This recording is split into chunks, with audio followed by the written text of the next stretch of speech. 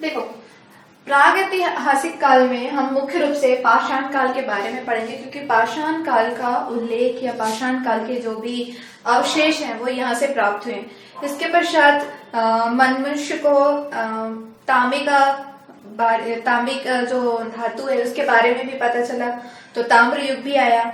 लोहे के बारे में पता चला तो लौह युग भी आया, लेकिन हम इन दोनों को नहीं पढ़ेंगे क्योंकि छत्तीसगढ़ में इसका कोई साक्ष्य जो है वो अभी तक नहीं मिला है। सिर्फ हमें पाषाण कालीन साक्ष्य प्राप्त हुए हैं। तो सबसे पहले देखते हैं हम पूरा पाषाण काल। ठीक है, काल के हिसाब से प्रागैतिहासिक काल में सर्वप्रथम जो काल आया पाषाण काल का, उसे कहते हैं पूरा पाषाण काल। पूरा पाषाण काल वो युग था जब मनुष्य ने जीना सीखा। जैसे कि उसने क्या किया, मतलब गुफाओं में रहना शुरू किया, पत्थर के उसने औजार बनाए, वो आखेट करता हुआ ऐसे कुछ उसने ऐसे शैल चित्र ड्रॉ किए जिससे पता चलता है कि मतलब पूरा पाषाण काल में उसने शिकार किया। ठीक है, या फिर उसने नौकायन के लिए उसने बहुत सारे मतलब जैसे लकड़ी के लट्ठों को उसने जोड़ करके एक नाव जैसा बनाया। ठीक है, तो ये सभी जो चीजें हैं कैसे पता चली कि इसके शैल चित्र मिले, या इसके जो औजार थे जैसे उसने कुदाल बनाए या फिर कुल्हाड़ी बनाया। कुल्हाड़ी तो खैर बाद में आया, मतलब जो शार्प वाले जितने भी औजार उसने बनाए है ना, वो उससे पता चला कि अच्छा ये इसने शुरुआत की। तो पूरा पाषाण काल में जो जिस तरीके से पाषाण का यूज हुआ उससे पता चला कि पूरा पाषाण काल आया, और पूरा पाषाण कालीन जो अवशेष है वो छत्तीसगढ़ में 3 जगह से प्राप्त हुआ है। ठीक है, पहला है महानदी घाटी,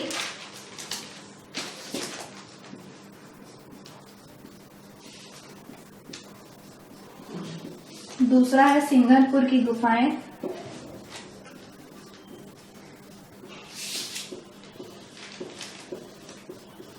और तीसरा है कबरा पहाड़। कबरा पहाड़, ठीक है। इन सभी क्षेत्रों से क्या क्या मिला, क्या क्या औजार मिले, ये भी प्रश्न में पूछे जाते हैं। जैसे कि इन क्षेत्रों से मिला सबसे पहले कुदाल। ठीक है, कुदाल इसे कहते हैं पत्थर के हस्तचलित कुदाल। ठीक है, उसके अलावा कबरा पहाड़ की अगर बात करते हैं तो वहां पर मिला है लाल रंग की छिपकली,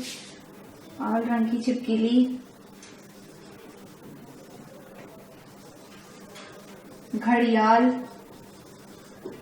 भी जानवर होता है, छिपकली भी एनिमल है, सांभर।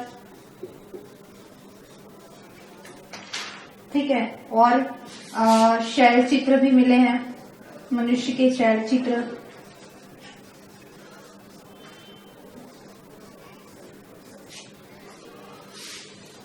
शैल चित्र जो है वो बहुतायत रूप में यहाँ से प्राप्त हुए हैं कबरा पहाड़ से, और सिंघनपुर की गुफाओं से भी बहुत सारे शैल चित्र प्राप्त हुए हैं, महानदी की घाटियों से भी शैल चित्र प्राप्त हुए हैं। ठीक है, तो इस तरीके से ये जो लाल की छिपकली, घड़ियाल, ये सांबर जो है वो ऐसा पूछ दिया जाता है। इसका ज्यादातर मैच दी कॉलम्स टाइप के क्वेश्चंस आते हैं, मतलब जगह का नाम दे दिया जाता है और फिर पूछा जाता है कि कौन सा किससे मैच होता है। ठीक है, तो इसको ध्यान रखना एकदम जरूरी है, क्योंकि पीएससी और व्यापा में क्या होता है कि कुछ साल पहले जब इसकी शुरुआत हुई, पेपर लेना ये लोग शुरू किए, तो उस टाइम में बहुत ज्यादा इस क्वेश्चन को पूछा जाता था। लेकिन अभी 2016 की स्थिति में इससे अभी क्वेश्चन नहीं आ रहा है। ठीक है, तो मुझे तो ऐसा लग रहा है कि इस बार तो आना है, क्योंकि क्वेश्चंस भी इनके पास सब लिमिटेड हो गए हैं, सब लोगों ने सब चीज पढ़ लिया है। पूरा पाषाण काल में जो भी साक्ष्य मिले, जैसे महानदी घाटी, सिंघनपुर की गुफाएं और कबरा पहाड़, ये तीनों जो है वो रायगढ़ जिले में स्थित है। ठीक है, इसके अलावा और भी जो जगह है रायगढ़ में चिन्हांकित किए गए हैं, जैसे कि बोदलदा, गिद्धा, सोनबरसा, ठीक है, छापामाड़ा, है ना, ये सभी जो जगहें हैं वो भी पूरा पाषाण काल से संबंधित है। लेकिन इन सभी जगहों से बहुत ही कम साक्ष्य, छोटे मोटे साक्ष्य जो है वो यहाँ से प्राप्त हुए हैं। ठीक है, सबसे पुराना स्थान कौन सा है जहाँ से पाषाण काल के बारे में पता चलता है, तो वो है सिंघनपुर की गुफाएं, उसके बाद में आता है कबरा पहाड़। ठीक है, अब देखते हैं मध्य पाषाण काल। मध्य पाषाण काल का साक्ष्य जो है वो कबरा पहाड़ से प्राप्त हुआ है। कबरा पहाड़ अर्थात रायगढ़। ठीक है, ये वहीं पर स्थित है। और कबरा पहाड़ में जो 3-4 चीजें बताई मैंने, जैसे कि लाल रंग की छिपकली, घड़ियाल और सांबर, ये सभी जो है, और मनुष्य के जो भी शैल चित्र प्राप्त हुए सभी जो पूरा पाषाण काल से संबंधित है। लेकिन कुल्हाड़ी प्राप्त हुआ है कबरा पहाड़ से, वो मध्य पाषाण काल से संबंधित है। इसके अलावा यहाँ पर से मनुष्य के भी चित्र प्राप्त हुए हैं कबरा पहाड़ से। पंक्तिबद्ध मानव समूह के जो चित्र हैं प्राप्त हुए हैं। देखो, मनुष्य का चित्र तो कई जगह से प्राप्त हुआ है, जैसे महानदी घाटी और सिंगनपुर की गुफाओं से तो विशेष रूप से मनुष्य के चित्र प्राप्त हुए हैं, जिन्हें शैल चित्र कहते हैं।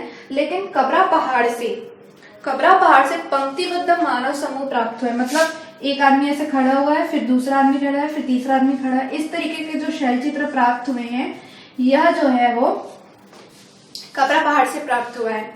अच्छा, अभी मैं लेटेस्ट नवंबर का जो महीना है उसका न्यूज बताना चाहूंगी कि जो सिंगनपुर की गुफाएं हैं, ऐसा अभी रिसेंटली न्यूज में आया था कि ये जो यहाँ से जो शैल चित्र प्राप्त हुए हैं वो विलुप्त हो रहे हैं, मतलब गायब हो रहे हैं। कहाँ जा रहे हैं, क्या हो रहा है, कुछ पता नहीं। तो छत्तीसगढ़ सरकार के द्वारा इनके संरक्षण के लिए मतलब प्रयास की कोशिश तो चल रही थी, पर अभी तक उतनी सफलता जो है प्राप्त नहीं हुई है। तो मैं आप लोग से पूछना चाहती हूँ कि क्या आपने इस बारे में कुछ देखा, कुछ उससे जानकारी मिली कि क्या वाकई में सिंगनपुर की गुफाओं के जो शैल चित्र हैं वो गायब हो रहे हैं?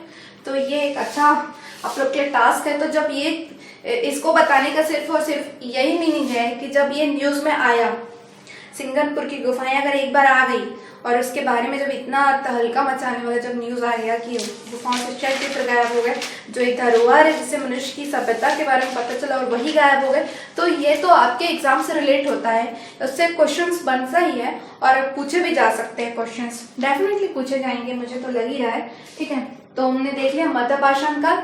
अब हम देखते हैं उत्तर पाषाण काल। उत्तर पाषाण काल से संबंधित तीनों चारों जगह, महानदी घाटी, सिंगनपुर की गुफाएं और कबरा पहाड़ तो है ही। उसके बाद इसमें एक और ऐड हो जाता है उत्तर पाषाण काल में, धनपुर। धनपुर जो है वो बिलासपुर जिले में स्थित है। धनपुर से शैल चित्र प्राप्त हुए हैं, मनुष्य के शैल चित्र जो है वो धनपुर से प्राप्त हुए हैं। ठीक है, उसके बाद चलते हैं हम नवपाषाण काल। नवपाषाण काल से संबंधित जो स्थान है वह है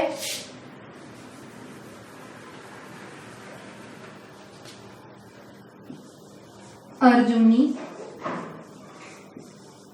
चितवा डोंगरी,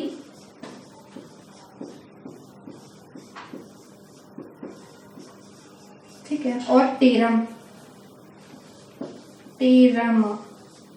ठीक है, अर्जुनी जो जगह है वो दुर्ग में स्थित है, और चितवा डोंगरी राजनांदगांव में,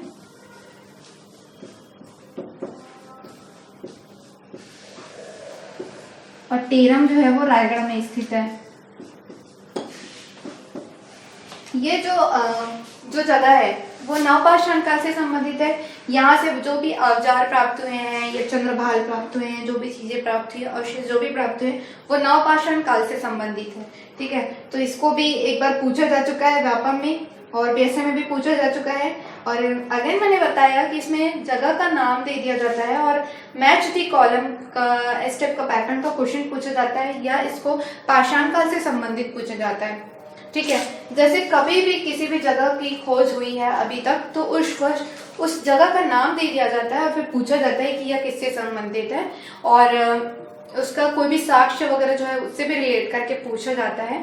ठीक है, तो ये नवपाषाण काल में ये जो जगह है इसको भी कई बार पूछा जा चुका है। चितवा डोंगरी और अर्जुनी और टेरम से मुख्य रूप से चित्रित घन औजार प्राप्त हुए हैं, मतलब जो औजार प्राप्त हुए हैं उसमें छेद हैं, और साथ ही साथ जो चितवा डोंगरी है वहां से शैल चित्र भी प्राप्त हुए हैं, और ये तीनों जो है वो नवपाषाण काल से संबंधित है।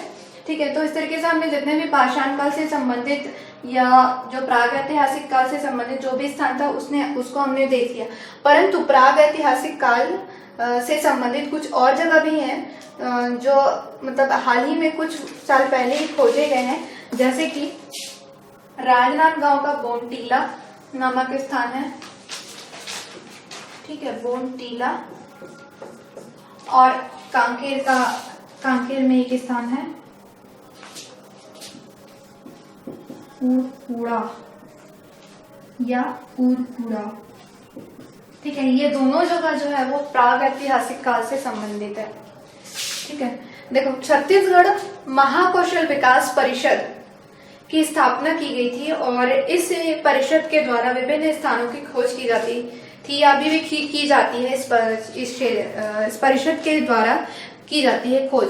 देखो, इस परिषद के जो प्रमुख जो सदस्य थे, जैसे कि रविंद्रनाथ मिश्र है या फिर काबिल साहब है ना, मुझे उनका नाम नहीं पता कि मतलब उनका रियल नेम क्या था वो, है ना, और भगवान दास है ना, ये सभी जो थे इस महाकौशल विकास परिषद से जुड़े हुए थे और उन्होंने छत्तीसगढ़ में खोज की। जैसे कि उन्होंने चितवा डोंगरी में खोज किया शैल चित्रों के बारे में, ठीक है, और जितने भी मतलब जो छिद्रित घन औजार वगैरह जो प्राप्त हुए हैं उसकी भी खोज उन्होंने की। इसके अलावा मध्य पाषाण काल से संबंधित और भी जगह, जैसे कि मैंने बताया कि रायगढ़ में बोतलदा या छापामाड़ा, सोनबरसा, गिद्धा और भावरखोल, और उसके अलावा जो बस्तर जिले में बहुत सारी जगह चिन्हांकित किए गए हैं, जैसे कि घाट लोहांग, खड़ंग घाट, गढ़ चंदेला, ठीक है। ये सभी जो जगह है मतलब बस्तर में चिन्हांकित, बस्तर जिले में चिन्हांकित किए गए थे, इन सभी जगहों की खोज जो है वो महाकौशल विकास परिषद के द्वारा ही किया गया। लेकिन इन सभी जगहों में बहुत कम साक्ष्य मिले हैं,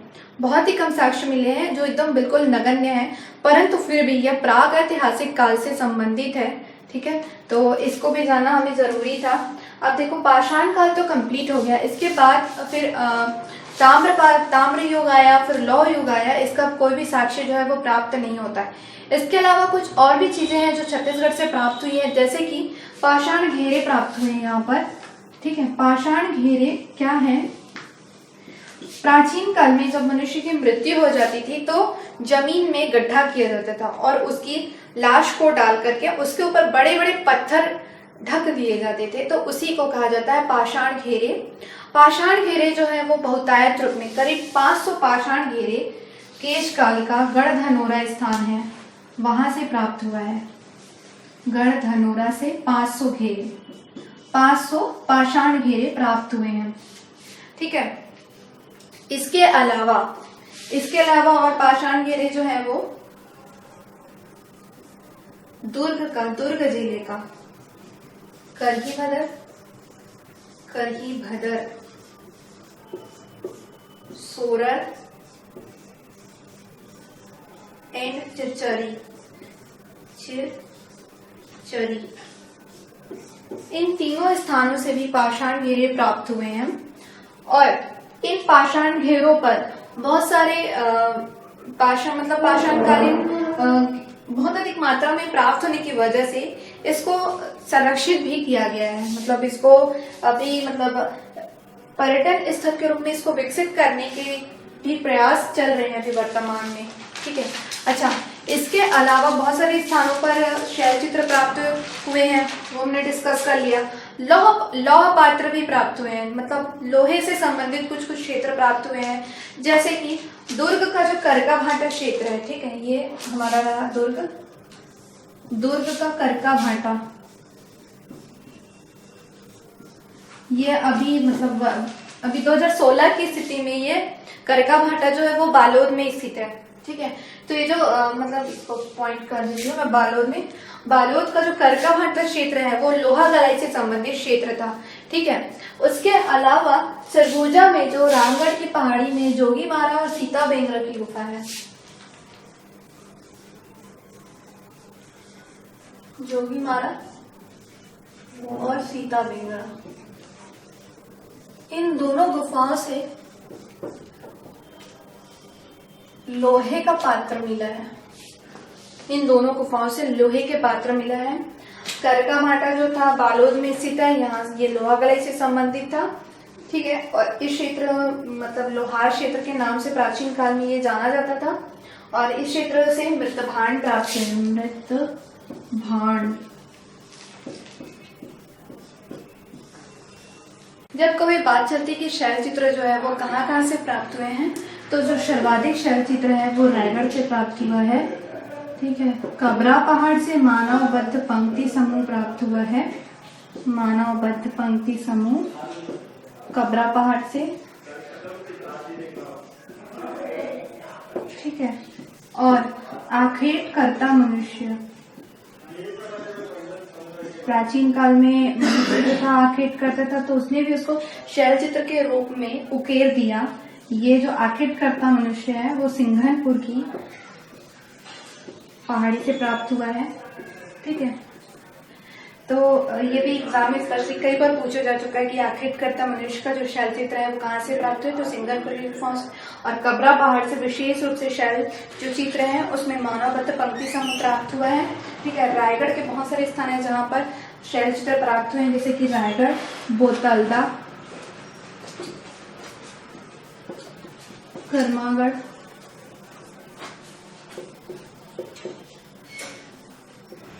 गिद्धा, बसनाझार, ओंगना। ठीक है, तो इस तरीके से बहुत सारे जो चीजें हैं वो रायगढ़ से भी प्राप्त हुई है। अच्छा, इसके अलावा कबरा पहाड़ और सिंघनपुर की जो गुफाएं हैं वो भी शैल चित्रों के लिए प्रसिद्ध है। ठीक है, तो ये हो गया, हमने जितने भी शैल चित्र है वो देख लिए। अब हम इसके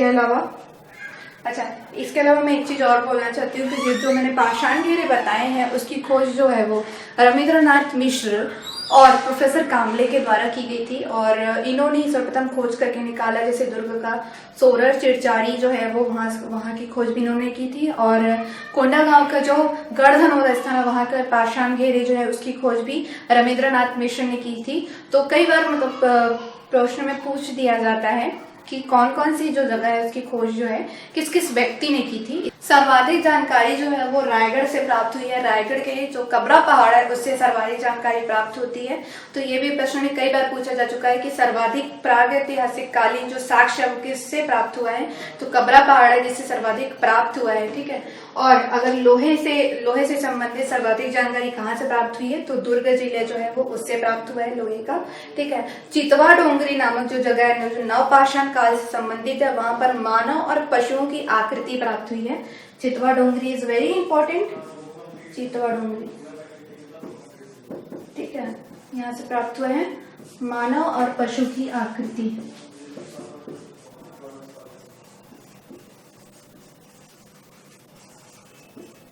रायगढ़ जिले में जो प्राप्त हुआ, रायगढ़ जिले में जो बोतलदा नामक जो गुफा प्राप्त हुई है वो सबसे लंबी गुफा है। छत्तीसगढ़ की सबसे लंबी गुफा की अगर बात चलती है तो उसमें बोतलदा आता है। ठीक है, अच्छा, जो छत्तीसगढ़ महाकौशल विकास परिषद है जिसके जो सदस्य थे रविंद्रनाथ मिश्र और प्रोफेसर कामले, उन्होंने रायगढ़ में बहुत सारी जो जगह थी उसको चिन्हांकित किया, और साथ ही साथ इन्होंने बस्तर का भी जो कुछ क्षेत्र जो मैंने बताया, जैसे कि घाट लोहांग, खड़ंग घाट, ठीक है, ये सभी जो जगह है उन्होंने ही चिन्हांकित किया था, जो विशेष रूप से बस्तर। अभी तो मतलब जब से पार्टीशन हुआ है बस्तर का, तो उसके बाद से मतलब बहुत सारे जो क्षेत्र हैं वो अलग अलग जिलों में चले गए हैं। जैसे कि कोंडागांव में कुछ जिला चला गया है, और कांकेर में कुछ है, उजरतेवाड़ा में, सुकमा में कुछ जो है वो फैले हुए हैं। तो इसको भी पेपर में कई बार पूछा जा चुका है। जब पाषाण काल का अंत हुआ तो उसके पश्चात ताम्र युग की शुरुआत हुई और लौह युग की शुरुआत हुई, लेकिन इसके कोई भी साक्ष्य छत्तीसगढ़ में प्राप्त नहीं हुए हैं। इसी वजह से हम इसको नहीं पढ़ेंगे, मतलब कोई अवशेष मिले ही नहीं है, तो इस वजह से इसको पढ़ने का कोई तात्पर्य भी नहीं निकलता है।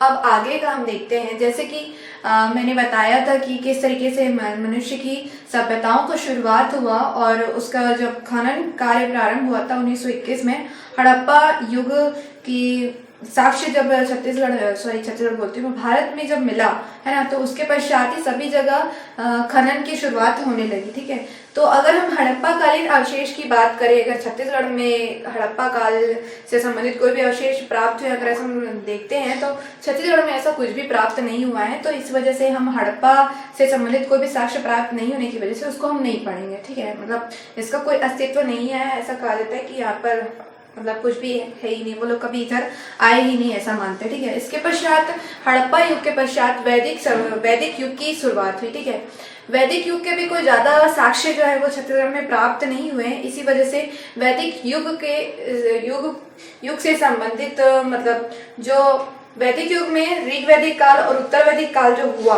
है ना, उसके कुछ कुछ चीजों का अनुमान लगाया गया, और ये कुछ तथ्यों से पता चला कि यहाँ पर भी आर्य आए थे, मतलब छत्तीसगढ़ में भी आर्यों का आगमन हुआ था। ठीक है, तो इसमें ऋग्वैदिक काल का कोई भी साक्ष्य जो है वो प्राप्त नहीं हुआ है छत्तीसगढ़ में। सीधा उत्तर वैदिक काल की बात करते हैं। उत्तर वैदिक काल में ऐसा माना जाता है कि छत्तीसगढ़ में आर्यों का प्रवेश हुआ था। ठीक है, इसका मतलब पता कैसे चला? देखिए, कौशितकी जो ग्रंथ है ना, कौशितकी मतलब एक ग्रंथ है, उसमें ऐसा उल्लेख मिलता है कि विंध्याचल पर्वत तक उनका विस्तार था, आर्यों का विस्तार था, जो बेसिकली आर्यों के आगमन का और उनका जो भी रहन सहन था, उनकी जो सामाजिक व्यवस्था थी, उसके बारे में बताता है ना। और साथ ही साथ उसी ग्रंथ में नर्मदा नदी का जो उल्लेख है रेवा नदी के नाम से है। देखिए, समय के साथ साथ क्या होता है कि बहुत सारी चीजों का नाम जो है वो चेंज होने लगता है। जैसे कि छत्तीसगढ़ का ही नाम चेंज हो गया कितना पहले, दक्षिण कौशल, कौशल, दक्षिणापथ, रतनपुर, श्रावस्ती, क्या कुछ नहीं था इसका नाम, लेकिन अभी प्रेजेंट में इसका नाम छत्तीसगढ़ है। वैसे ही उस समय नर्मदा नदी का नाम का जो उल्लेख है रेवा नदी के रूप में मिलता है। ठीक है, और साथ ही साथ एक कौशिक शतपथ ब्राह्मण ग्रंथ है। शतपथ ब्राह्मण ग्रंथ में भी समुद्रों का उल्लेख किया गया है। ठीक है, तो ये जब ये कुछ चीजें जो है वो रिलेट होती है छत्तीसगढ़ से, तो इसलिए मान सकते हैं कि छत्तीसगढ़ में भी आर्यों का प्रवेश हुआ था। ठीक है, डेफिनेटली हुआ था। अब देखो, वैदिक युग का कुछ ज्यादा कुछ साक्ष्य नहीं मिला है, तो इसी वजह से रामायण काल और महाभारत काल को वैदिक युग से रिलेट करके हम पढ़ सकते हैं। ठीक है, तो सबसे पहले देख लेते हैं हम रामायण काल या रामायण।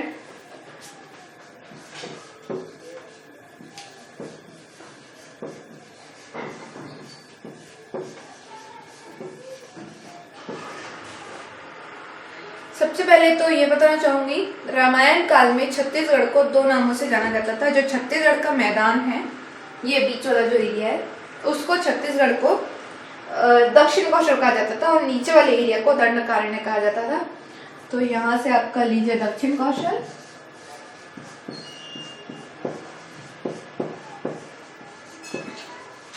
ये वाला एरिया हो गया दंडकारण्य।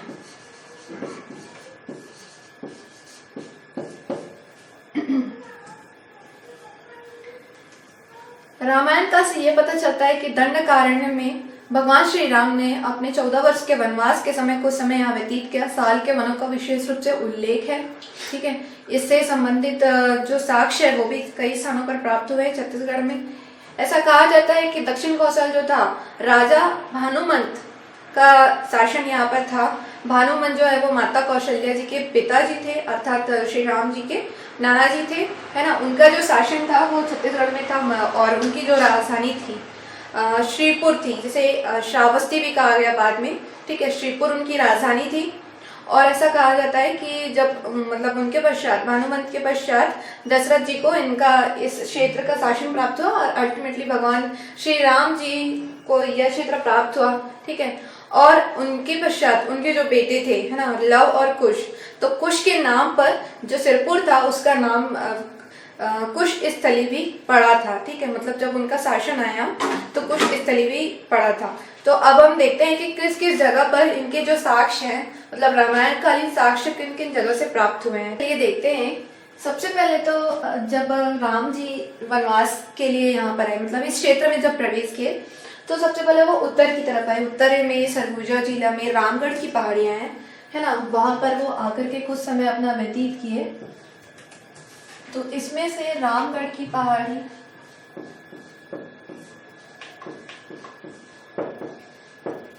ठीक है, सीता जी उनके साथ आई, तो यहाँ पर सीता बेंगरा नामक स्थान भी है।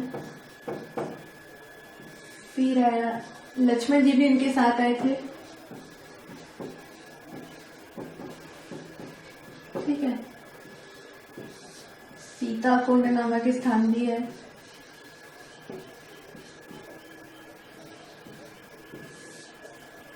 और साथ ही साथ यहाँ पर किष्किंधा पर्वत भी है। ऐसा कहा जाता है कि बाली का जो वध है इसी स्थान पर किया गया था।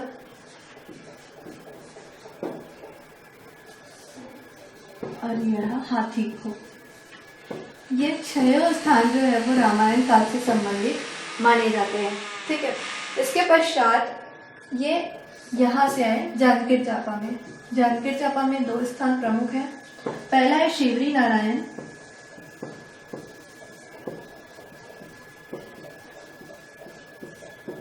और दूसरा है खरौद। खरौद में खरदूषण का शासन था और इसी खरदूषण को मारने के लिए भगवान श्री राम जी यहाँ पर आए थे और खरौद में ही लक्ष्मण भगवान के द्वारा लखनेश्वर महादेव मंदिर की स्थापना की गई थी, जिसे लाखा चौर मंदिर कहा जाता है। इसके पश्चात ये लोग आए बलौदा बाजार। ठीक है, बलौदा बाजार में वाल्मीकि जी का आश्रम था।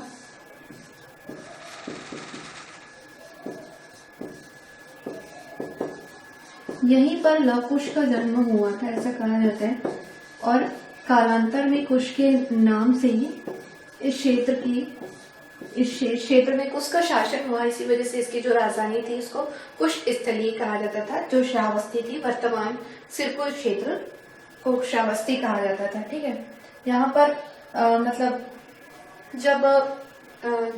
वाल्मीकि जी के आश्रम में ही लव कुश का जन्म हुआ था और माता सीता जी जो थी वो यहीं पर आकर के शरण लिए हुए थे। ठीक है, इसके पश्चात जब ये लोग इस स्थान से ये लोग चले गए धमतरी। ठीक है, धमतरी है, यहाँ पर सिहावा पर्वत स्थित है। सिहावा पर्वत में ही श्रृंगी ऋषि जी का आश्रम है। ये भी रामायण काल से संबंधित है।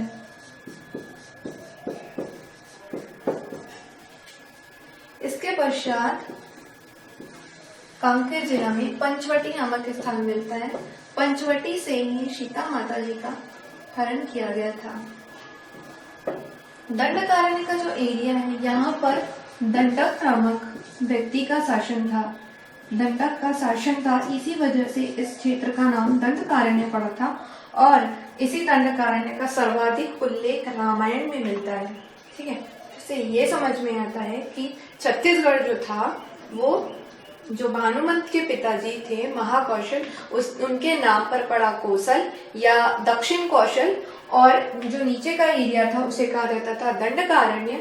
और इन्हें जब कुश का शासन आया, ठीक है, जब दक्षिण कौशल था उस समय इस जो क्षेत्र की राजधानी थी श्रावस्ती या सिरपुर, जो महासमुंद जिले में स्थित है, और जब कुश का शासन आया तो इस क्षेत्र का जो नाम पड़ा कुश स्थली और इसकी जो राजधानी थी वो सिरपुर थी। कुश स्थली नाम से जाना गया इसको। और बिलासपुर जिले का कोसला ग्राम जो है वो रामायण काल से संबंधित माना जाता है। कोसला ग्राम,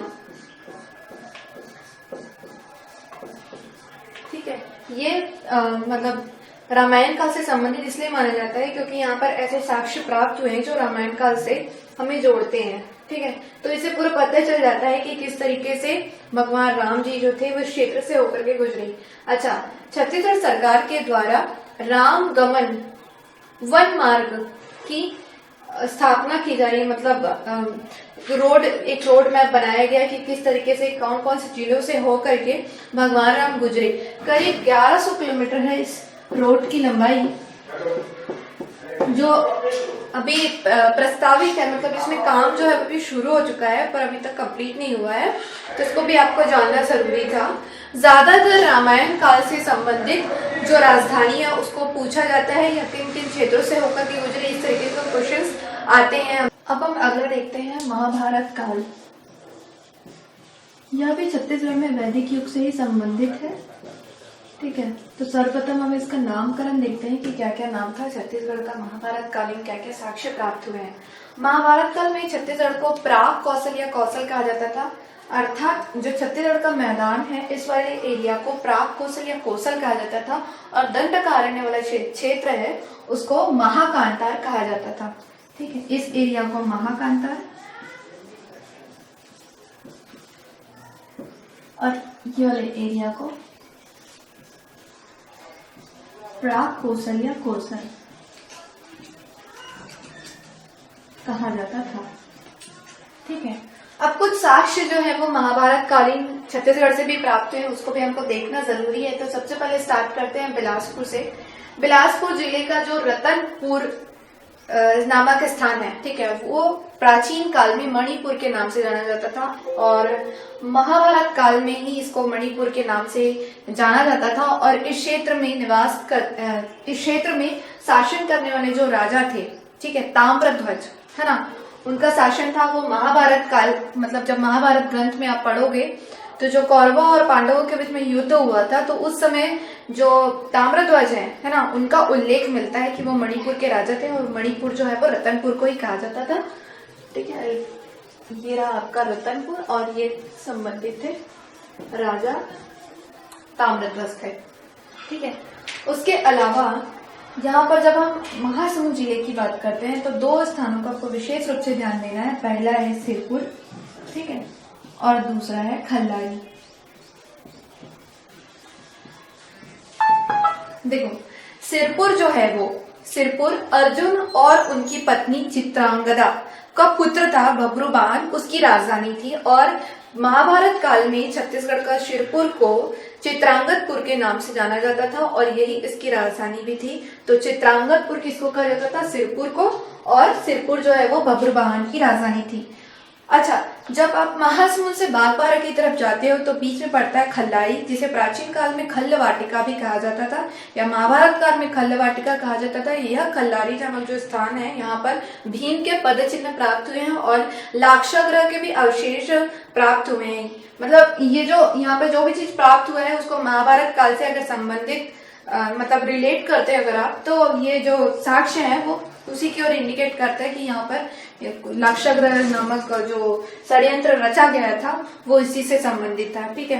तो ये दो जगह हो गई जिसको आपको ध्यान देना है, सिरपुर एंड खल्लारी, ठीक है। आप देखिए यहाँ पर जब रायपुर जिले में महासमुंद से रायपुर की ओर जाते हो तो बीच में पड़ता है आरंग। आरंग का प्राचीन नाम था भांडेर।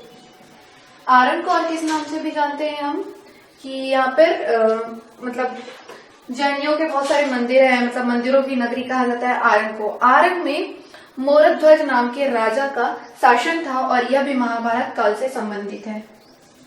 मोरध्वज का शासन था आरंग में, ठीक है। इसके अलावा और भी कुछ अन्य अवशेष जो है वो प्राप्त हुए हैं, जैसे कि अगर आप जांजगीर चांपा जिले की बात करते हो तो यहाँ पर गुंजी का शिलालेख प्राप्त हुआ है जो ऋषभ तीर्थ से संबंधित है और यह भी महाभारत काल से संबंधित है। तो इस तरीके से हमको पता चलता है कि महाभारत कालीन साक्ष्य जो है वो यहाँ पर मिले और ये भी आपके पेपर के पॉइंट ऑफ व्यू से इम्पोर्टेंट है। सेम मैंने बताया पहले भी कि क्वेश्चंस किस तरीके के आते हैं, जगह का नाम दे दिया जाएगा, उससे रिलेट करने का नाम दे दिया जाता है और उसके प्राचीन नाम भी दे दिए जाते हैं। As you can see, Sirpur का प्राचीन नाम था चित्रांगदपुर, रतनपुर का मणिपुर, खल्लारी का खल्लवाटिका और आरंग का भांडेर, ठीक है। तो इसका प्राचीन नाम कई बार पूछा जा चुका है कि भांडेर में किसका शासन था या इसको किस नाम से जाना जाता था या कौन कौन से साक्ष्य इससे प्राप्त हुए हैं, ठीक है। अब हम थोड़ा सा डिस्कस करते हैं महाजनपद काल के बारे में। देखियो, ऐसा कहा जाता है कि भगवान बुद्ध जो थे वो छत्तीसगढ़ में आए थे जिस समय सिरपुर छत्तीसगढ़ की राजधानी थी जिसे श्रावस्ती कहा जाता था महाभारत काल में, लेकिन इसको बाद में श्रीपुर भी कहा गया, ठीक है। बुद्ध काल में सिरपुर को श्रीपुर कहा जाता था और श्रावस्ती भी कहा जाता था। और इस समय भगवान बुद्ध जो है कुछ समय के लिए यहाँ पे समय व्यतीत करने के लिए आए थे। जो बौद्ध ग्रंथ है भगवती सूत्र, ठीक है, भगवती सूत्र में ऐसा उल्लेख मिला है कि भगवान जो बुद्ध थे वो यहाँ पर आए थे, यहाँ की यात्रा किए थे और करीब 3 महीने तक श्रावस्ती में वो निवास किए थे। सिरपुर से ही बहुत सारे मतलब खुदाई से बहुत सारी चीजें प्राप्त हुई, जैसे कि आनंद प्रभु कुटी विहार, स्वास्तिक विहार जो है वो सिरपुर से ही प्राप्त हुआ है, ठीक है। तो हम कह सकते हैं कि ये जो काल था, बुद्ध काल जो था वो संबंधित था छत्तीसगढ़ से। अच्छा, महाजनपद काल में चेदी जनपद नाम की जो क्षेत्र था उसमें छत्तीसगढ़ शामिल था।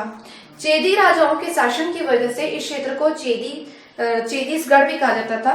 सर्वप्रथम हीरालाल काव्योपाध्याय जी ने बताया कि चेदीसगढ़ जो है वो छत्तीसगढ़ को ही कहा जाता था। चेदी राजाओं के शासन की वजह से चेदीसगढ़ कहा गया और इसी का अपभ्रंश किया, यही चेंज होते होते छत्तीसगढ़ के नाम से चेंज हो गया, ठीक है।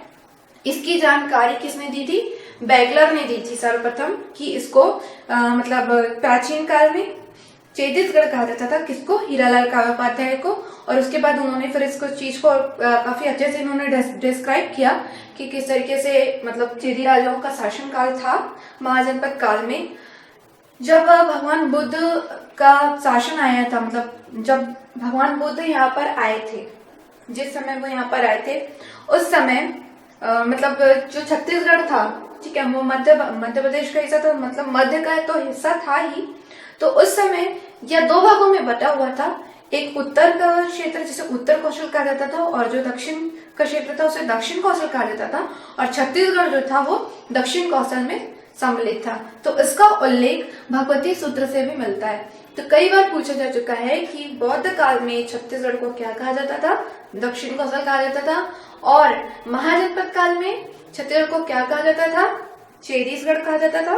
ठीक है, महाजनपद काल में छत्तीसगढ़ को श्रावस्ती कहा जाता था। महाजनपद काल में छत्तीसगढ़ की राजधानी सिरपुर थी और सिरपुर को श्रावस्ती कहा जाता था। इसका उल्लेख बौद्ध ग्रंथ अवदान शतक में मिलता है। ठीक है, बौद्ध ग्रंथ अवदान शतक।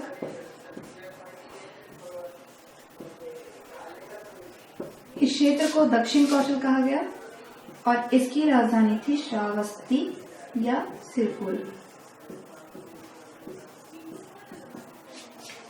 639 ईडी में, ठीक है, 639 ईस्वी में वैनसोंग, चीनी यात्री वैनसोंग ने छत्तीसगढ़ की यात्रा की थी और छत्तीसगढ़ को नाम दिया था उन्होंने कियासलो। ठीक है, और उनकी रचना थी सीयू की। ठीक है, सीयू की। इसी में छत्तीसगढ़ को कियासलो का नाम दिया गया था और उन्होंने इस सीयूकी के जरिए यह बताया कि छत्तीसगढ़ के श्रावस्ती में भगवान बुद्ध जो है वो 3 महीने तक निवास किए थे, अपना समय यहाँ पर व्यतीत किए थे। तो इस तरीके से जो महाजनपद का जो काल था, भगवान बुद्ध से संबंधित जो भी चीजें थी मैंने बताई आपको। अब इसके बाद हम लोग जो और राजा थे जो मतलब जो भारत में शासन किए, जैसे कि मौर्य और गुप्त काल, मौर्यों का काल, गुप्त का काल है। ठीक है, सातवाहन कालीन जो राजा थे उनके भी जो साक्ष्य यहाँ से प्राप्त हुए, कुषाण कालीन, मेघवंश वंशी शासकों का यहाँ पर साक्ष्य प्राप्त हुआ है। तो उसको आप 1 by 1 देखते जाते हैं। ठीक है, तो सबसे पहले स्टार्ट करते हैं मौर्य काल से।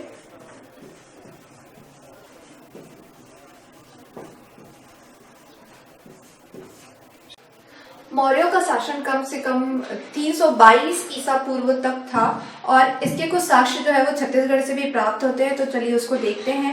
मौर्य काल से संबंधित सबसे पहले जगह देखते हैं कि कौन कौन सी जगह पर उनके अवशेष मिले, कौन कौन सी जगह जो है वो उनसे संबंधित है। ठीक है, तो सबसे पहले मैं बताना चाहूंगी कि सरगुजा जिले में रामगढ़ की पहाड़ी में भरत मुनि ने अपने नाट्य शास्त्र की रचना की थी करीब 200 ईसा पूर्व में। ठीक है, ऐसा कहा जाता है, ऐसा माना जाता है। कुछ साक्ष्य भी मिले यहाँ से। उसके अलावा देखते हैं जोगीमारा की गुफा जो रामगढ़ की पहाड़ी में स्थित है, और सीता बेंगरा की गुफा। ठीक है, देखो जोगीमारा की गुफा में अशोक के चिन्हित अभिलेख मिले हैं, या अशोक ने अपने जो भी अभिलेख बनवाए थे उसका एक साक्ष्य जो है यहाँ से भी मिला है, जिसकी भाषा पाली है और लिपि जो है ब्राह्मी है। इसको कई बार पूछा जा चुका है कि अशोक के खुदे हुए अभिलेख कहाँ से प्राप्त हुए हैं, तो जोगीमारा की गुफा से इसके अभिलेख प्राप्त हुए हैं। सीता बेंगरा की गुफा में देवदासी सुतनुका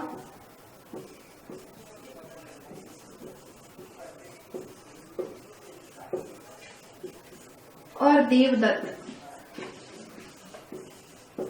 ठीक है, देवदत्त की प्रणय गाथा का उल्लेख है। यह जो सीता बेंगरा की गुफा है वो वरुण देव को समर्पित है और यहाँ पर और भी बहुत सारे साक्ष्य प्राप्त हुए, जैसे दर्शक तिरका है या फिर मंच वगैरह पूरा बना हुआ है। ठीक है, और यहाँ पर जो सुतनुका थी वो निवास करती थी और वह देवदत्त से प्रेम करती थी और उसने अपने प्रेम गाथा को चित्रों के रूप में यहाँ पर उकेरा हुआ है। ठीक है, तो सीता बेंगरा जोगीमारा जो है दोनों रामगढ़ की पहाड़ी में स्थित है, और रामगढ़ की पहाड़ी में भरत मुनि ने अपने नाट्य शास्त्र की रचना करीब 200 ईसा पूर्व में की थी। ठीक है, अब देखो ये जो तीनों जगह है वो सरगुजा जिले में स्थित है। इसके अलावा और भी कुछ जगह है जहां पर से मौर्यकालीन अवशेष प्राप्त हुए हैं, जैसे कि बस्तर, ठीक है, सिरपुर और मल्हार। मल्हार जो है वो बिलासपुर में स्थित है। मल्हार से केवल मौर्यकालीन अवशेष प्राप्त हुए हैं। और अगर हम सिरपुर की बात करते हैं तो सिरपुर में बहुत सारे ऐसे अवशेष प्राप्त हुए हैं जो अशोक अशोक काल से संबंधित है। ऐसा माना जाता है कि अशोक ने यहाँ पर अनेक प्रकार के बौद्ध मंदिरों का निर्माण करवाया था, जिसके साक्ष्य तो नहीं मिले हैं, लेकिन कुछ ऐसे अवशेष मिले हैं जो मौर्यों से इसको रिलेट करता है। ठीक है, उसके अलावा बस्तर जो है, अच्छा 3 जो स्थान है, मतलब टोटल जो 6 स्थान है छत्तीसगढ़ के, वो मौर्य काल से संबंधित है। ठीक है, अब देखो इसके अलावा यहाँ पर से मुद्रा भी प्राप्त हुई है। ठीक है, यह प्राप्त हुआ है अकलतरा, ठठारी और बार। ठीक है, अकलतरा और ठठारी जो है ये दोनों रायगढ़ जिले में स्थित है, और बार जो है वो रायगढ़ में है, और अकलतरा ठठारी जो है वो जांजगीर चांपा जिले में स्थित है। जांजगीर चांपा में स्थित है। इसको भी कई बार पूछा जा चुका है कि मौर्यकालीन मुद्रा जो है वो कहाँ से प्राप्त हुई है, तो अकलतरा, ठठारी और बार, ठीक है, यहां से प्राप्त हुआ है। अगला देखते हैं हम संपीड़ित मुद्रा।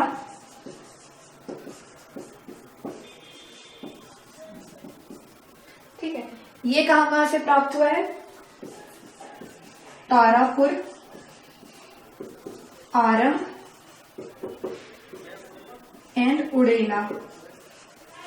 ये जगह जो है वो रायपुर में स्थित है, मतलब रायपुर भी मौर्य काल से संबंधित था, तभी तो यहाँ से संपीड़ित मुद्राएं प्राप्त हुई है। ठीक है, इसके अलावा चांदी के मौर्यकालीन सिक्के प्राप्त हुए हैं।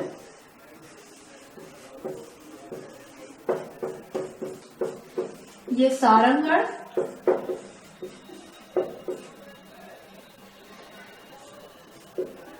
सारंगगढ़ कहाँ है? रायगढ़ में।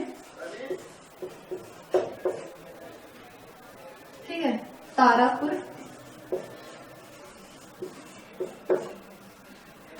रायपुर में है। इन 2 जगह से भी चांदी के जो सिक्के हैं, मौर्यकालीन सिक्के जो है वो प्राप्त हुए हैं। ठीक, इसके अलावा अकलतरा, यहाँ से साक्ष्य और सिक्के दोनों प्राप्त हुए हैं। अकलतरा जो है वो जांजगीर चांपा जिले में स्थित है।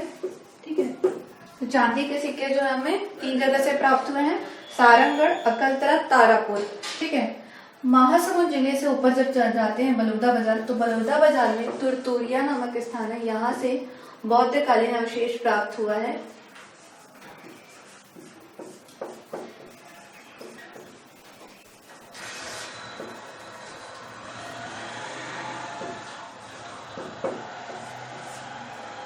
सरगुजा जिले के कपाटपुरम नामक स्थान से मौर्यकालीन लाट प्राप्त हुआ है।